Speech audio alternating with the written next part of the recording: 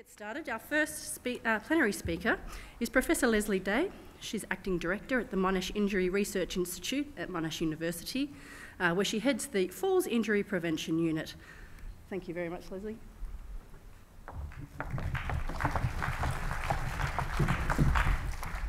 Thanks, Dana, and thanks very much to the conference organisers for the opportunity to present this afternoon.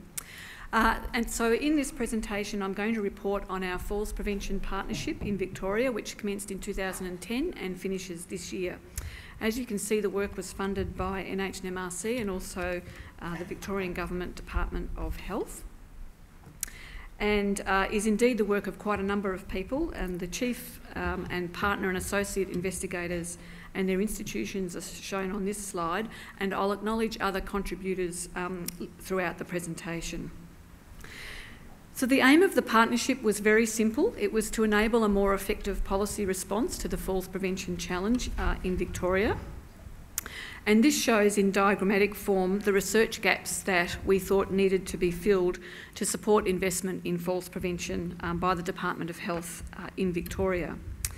Once we had filled these research gaps, the idea was that a falls prevention plan and an accompanying evaluation would be developed and implemented. At the last of these conferences, we reported on work in these areas here. It's hard to make the mouse work. But today I'm going to focus on this component here and the falls prevention work that's been implemented and evaluated. And Sarah Yallop has given a presentation earlier today about some aspects of the partnership itself, and there's a couple of other presentations tomorrow in this room, more work looking at the subgroups and their thoughts about the interventions themselves. Okay, so first of all, turning to understanding the target group and the factors associated with their participation in falls prevention programs. We undertook a cohort study to explore a range of factors associated with participation in 5 different falls interventions, and they're listed here on this slide. We undertook telephone interviews that were predominantly guided by a structured questionnaire, but also included some unstructured components. We had a randomly sampled group of community dwelling older people over 70 living in Victoria, 394 at baseline, and then 245 that we were able to follow up 12 months later. This just gives you an overview of some of the characteristics of that group. Average age of 77 years, almost 60% female, about half were married, and a very large proportion of them born in Australia. Arthritis was the most common chronic disease, and the average number of prescription medications was 4. 36% had fallen in the last 12 months. 20% had been in hospital for at least one night in the previous 6 months. There was a reasonable degree of functional capability, so most participants not having too much difficulty with some key functional tasks. But there were a fair proportion who had difficulty or who could not use stairs without a handrail. This table shows participation and intent to participate in 4 of the interventions as reported in the baseline survey. So you can see that large proportions of the respondents had never participated in these 4 interventions. And interestingly, about a third of the group had had a home safety intervention at some point in the last 5 years. And the proportions intending to participate in the next 6 months were highest for group exercise, about 32%, saying that they intended to, or agreeing or strongly agreed that they would participate in the next 6 months. Just with respect to psychotropic medication and the withdrawal of that, we had a very small number of respondents who were actually taking some of those medications at the baseline survey, and of those 39 people, 64% had tried to stop taking those medications at some point in the past, with 10% reporting that they intended to stop taking or try to stop taking them in the next 6 months. We also asked participants to rate the extent of their agreement with various statements about the falls interventions. And while the majority of participants agreed that the interventions would reduce falls in someone of their own age, so that's shown in the blue bars there. A noticeably lower proportion, shown in the red bars along here, agreed or strongly agreed that it would reduce their own risk of falling. So you can see the emergence of a perception that it's better for other people than it is for me. Even in the case of the participants who had a clear falls risk, they still may not necessarily recognise that the intervention would be appropriate for them. Low proportions thought that the intervention was normal for someone in their own age, so that's shown in the green bars, and confidence to participate here in the purple bars was very high for those 4 interventions. We also tested the self-reported influence of external factors on participation by asking participants to rate their agreement with various statements about their potential participation in the interventions over the next 6 months. The reference here is the extent to which they agree or strongly agreed that they would start in the next 6 months. And so those proportions are shown in the aqua and the purple bars here. And so then we asked about what change there might be in their perception if there was free transport available, if there was encouragement from health professionals or their family, and also asked what difference it would make if there was no public subsidy. And this slide shows you the results for group exercise, for which you can see that encouragement from a family member or health professionals, so that's these two here, you can see very large increases in the proportions who agree or strongly agreed that they would try this intervention if they were encouraged to do so by a health professional or a family member. And we can also see that free transport made some difference. So the free transport one is up here, so a little bit of difference, but not a great deal of difference if free transport was offered, but certainly a fairly large influence if there was no public subsidy, big increase in the proportion of people who disagreed that they would start it in the next 6 months. Now this pattern was pretty much the same for home exercise, for the home safety intervention, and also for the multifactorial intervention. The only difference was that the removal of a public subsidy didn't really deter people from their intent to participate in the home safety intervention. But I'm not going to show you all those graphs because time is short.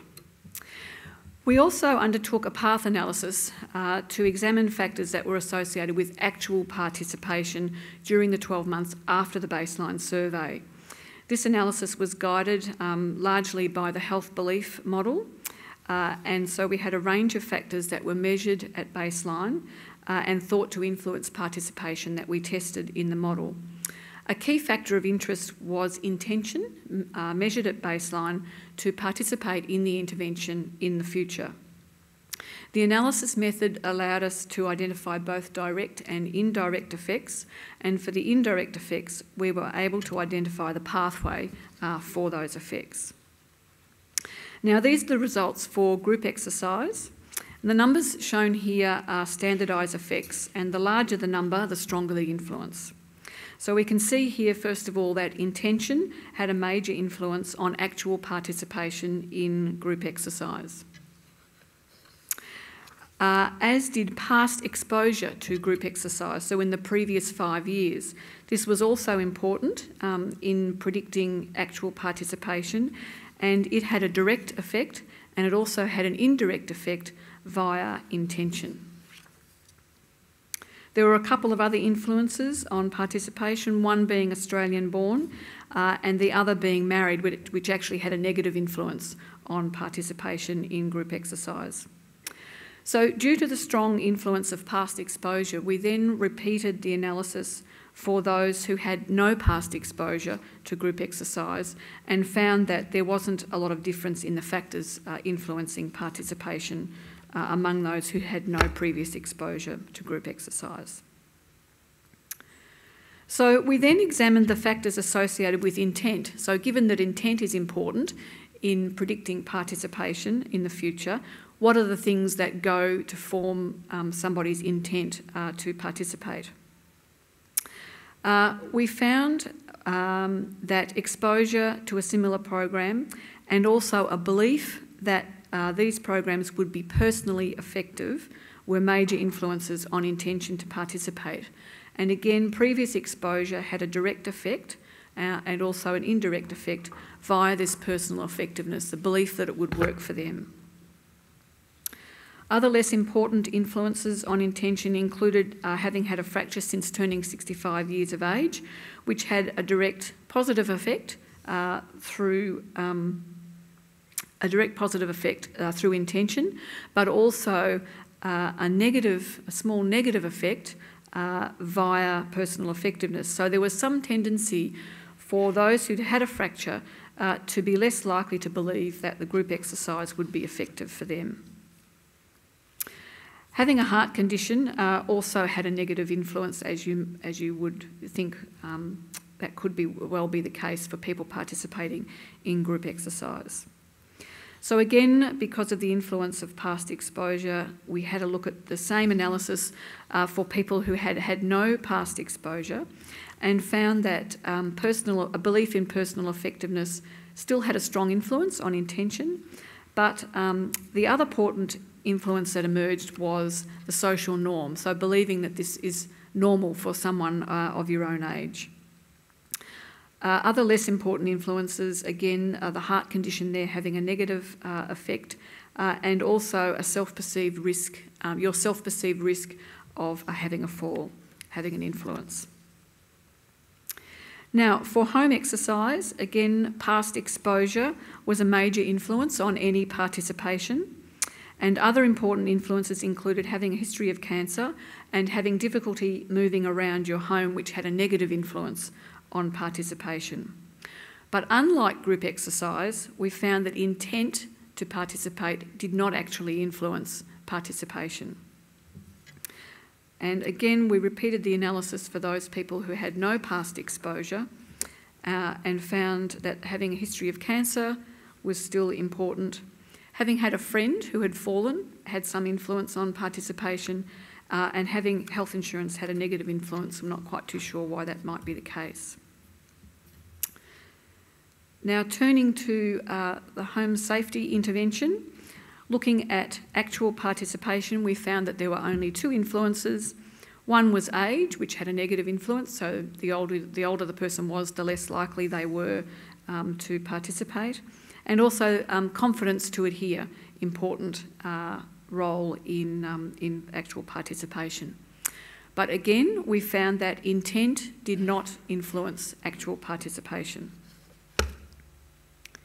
Now, with respect to the multifactorial intervention, we weren't able to actually look at the factors influencing participation because there were not enough people in our sample who actually took part in one of these interventions during the follow-up period. So we explored the factors associated with intention to participate and found that personal effectiveness had a major influence, so believing that the intervention would work for them. And some other less important influences included your perceived risk of falling, your perceived risk of having an injury should you fall, and the inability to use stairs without a handrail. Whether intent influences actual participation for a multifactorial intervention remains to be seen. So what might be some implications for practice policy and research from those set of results? Well, obviously engaging health professionals in falls prevention and incorporating it as part of their regular practice has a key role in falls prevention across the population. We can see that public subsidies are going to remain important for encouraging participation of older people in these interventions. When discussing falls interventions with clients, it would be helpful to probe their beliefs about whether the intervention is likely to be effective for them and discuss the evidence with them around effectiveness for people like them. Providing opportunities for older people to try out exercise programs. Often I think people are very discouraged that they can only provide there's only funding, to provide short-term programs.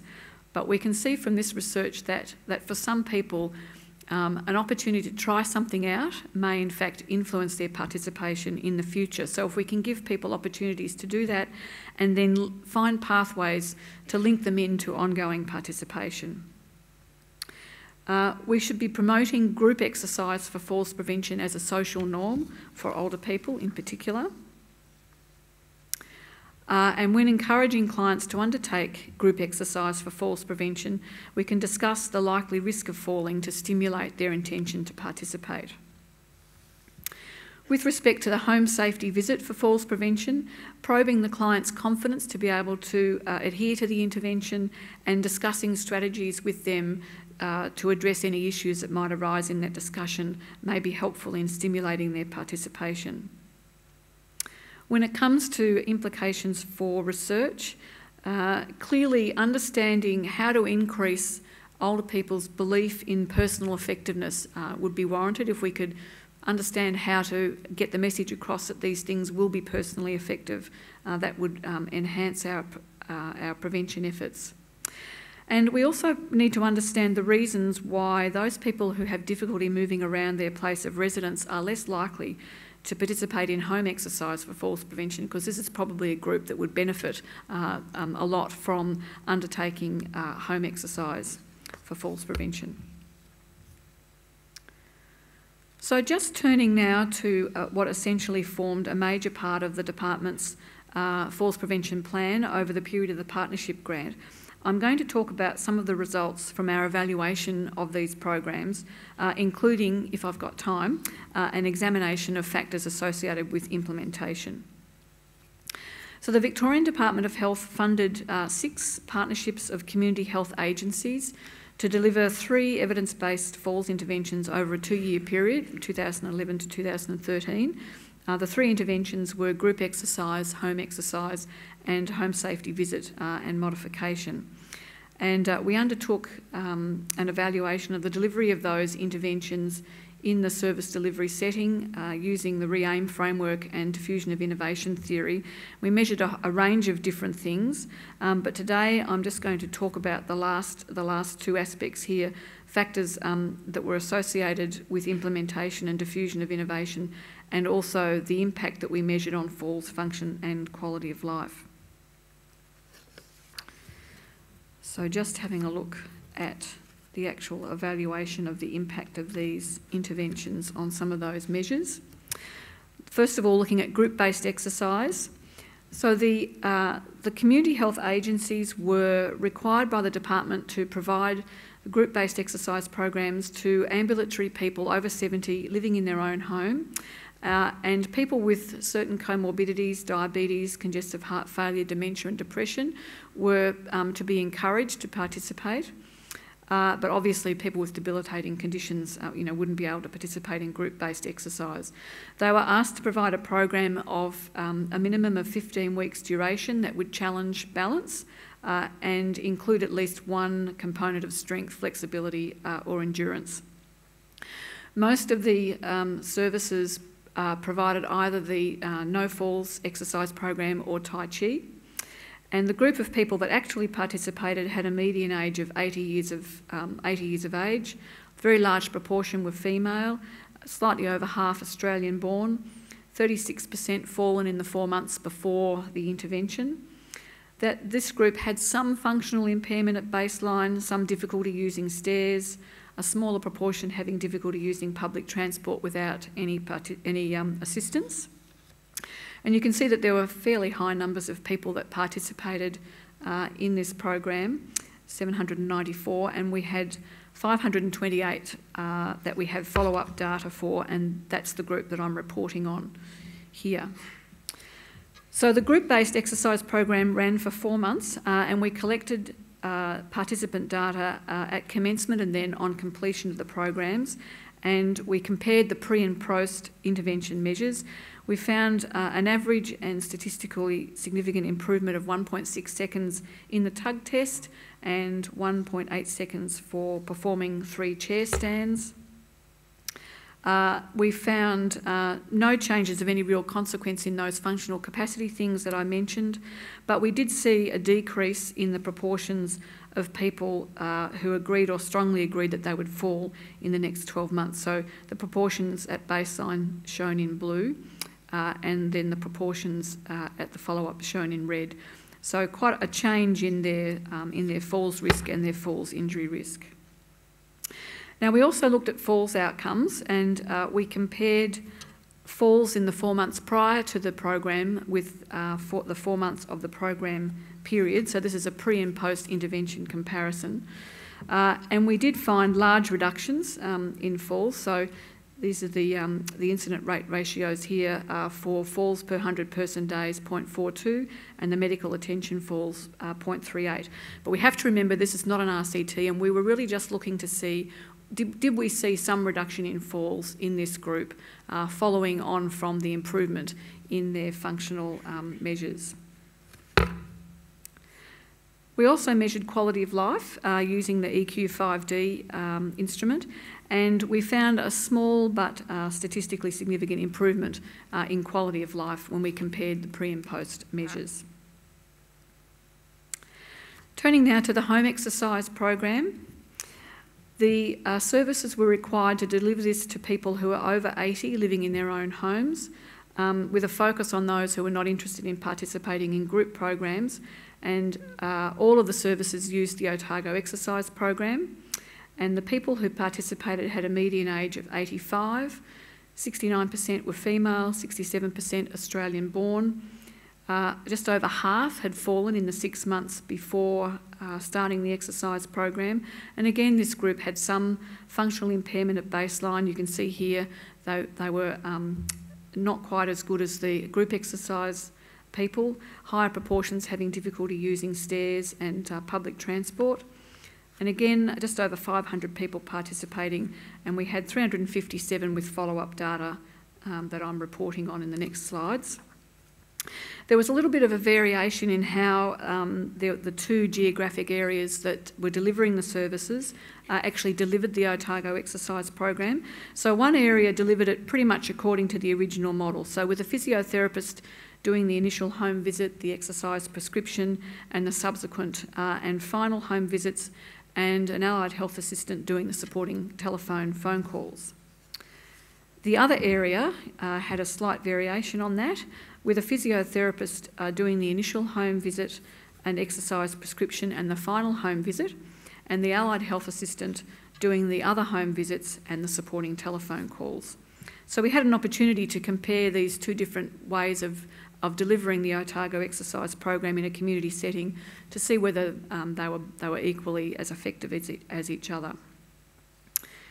When we had a look at the physical measures, we found that there were improvements in timed up and go, improvements in chair stand and the step test among those receiving the original version of the program, and smaller but still significant improvements in the chair stands and step test for people who received the variation model. Similar to the group exercise, there was little change in the functional capacity, but we did see some change in self-perceived risk for falls injury amongst the original group here. So you can see the bit of a decrease there in the proportion between baseline and the 6-month follow-up who thought that they would injure themselves if they fell in the next 12 months. And again, we saw fairly large reductions in falls, but similar levels of reduction between the original delivery model and the variation delivery model. And when we looked at quality of life, we also found statistically significant changes in the quality of life, particularly for the original input group. And turning to the home safety program, the services were required to deliver this to people over 75 living in their own homes with a history of falling or at high risk of having a fall. And it was to be an occupational therapist-led intervention using a standardised assessment form and giving recommendations for home modifications and including some telephone follow-up. So the services used the Westmead OT intervention program. And the median age of people participating was 81, again a high proportion of female, a much lower proportion of Australian-born participants, which was really a reflection of the demographic of this particular area where it was delivered. 60% had fallen in the last 6 months, and quite a degree of functional impairment at baseline amongst this group. 324 people received the program, and we've got a 6-month follow-up data on 278. So slightly different measures for this intervention. And this is pretty much, a lot of this is self-report data, so we have to bear that in mind when we're looking at this. But 86% accepted some of their recommendations and referrals, and there were an average of 6.3 recommendations or referrals per person, with an average of 4.8 accepted. 63% adhered to all recommendations and 30% to some. And among those who did get recommendations for referrals, 43% adhered to all of the referrals that they received. All or some of the recommended modifications or equipment had been requested for 90% of the participants requiring it, and it was delivered to 77% of participants requiring it at the end of the 6 months. And also at the end of the 6 months, a high proportion, 76% of the participants, had fully met their client-defined goal. And in this group of people, we found significant improvements in self-perceived risk of falls and fall injury risk. And again, similar to the other interventions, we saw fairly large reductions in falls when we compared the pre and post intervention periods. And this group also had fairly large improvement in quality of life. Now, this table here compares the delivery cost in cash and the anticipated in-kind resources per participant. So you can see that's all in this first, here we go, in this first column here. This is likely to be a bit of an underestimate, because we know from the qualitative research that we did that all of the programs put in a lot more in-kind resources than they anticipated that they were going to when they first put their proposals in. And so what I'm showing here is the cost per quality of life gained, assuming that there's no extended benefit. So assuming that all the benefit is just for the program period. So 4 months for the group-based exercise and 6 months for the other 2 interventions. And you can see that because there was a very small improvement in quality of life for the short-lived group-based exercise, it's a very large cost per quality gained. But the home exercise program, both versions of that program came in at just under the $50,000 that is normally accepted as being a good level of, for health promotion interventions. And the home safety program was quite outside of that range. Now, I guess it's debatable as to what sort of benefit you might expect would go on beyond these actual programs. So that's something that's really up for discussion. But there's a few things that we do know. We do know, for example, in the Otago exercise program, that about 60% of people continued to exercise 3 times a week for 2 years, actually, after their participation in that program. And they maintained their falls prevention benefit over that time period without there being any additional costs. So if we assume that there is some ongoing quality of life benefit for 2 years from commencement, what's happened? We've gone back.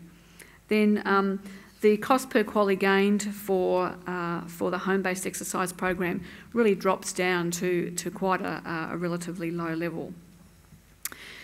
We can also say, with respect to the home safety intervention, that it would be reasonable to expect that some of that benefit would continue over time, given that some of the changes that were made were changes to the home environment. You would expect that they would remain in place, again, without there being any ongoing costs.